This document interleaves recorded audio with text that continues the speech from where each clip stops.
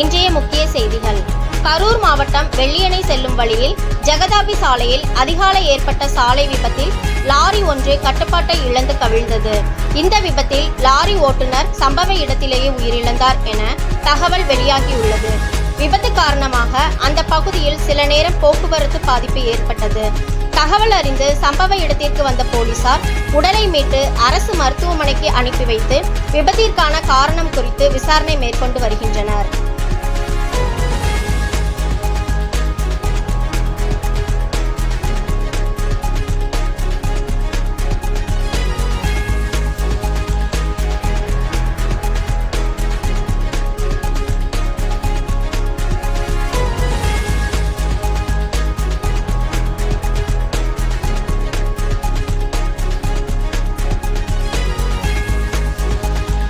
கரூர் மாவட்டம் வெள்ளியணை பகுதியில் பிரதான காவிரி குடிநீர் குழாயில் திடீர் உடைப்பு ஏற்பட்டது.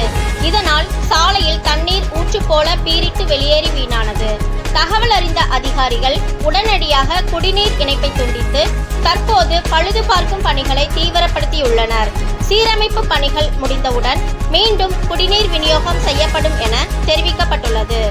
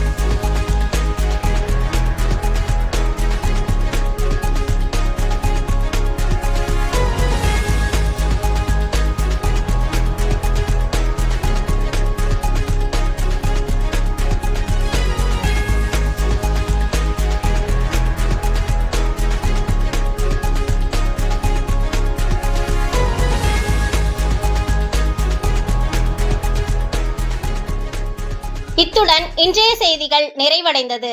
நன்றி, வணக்கம்.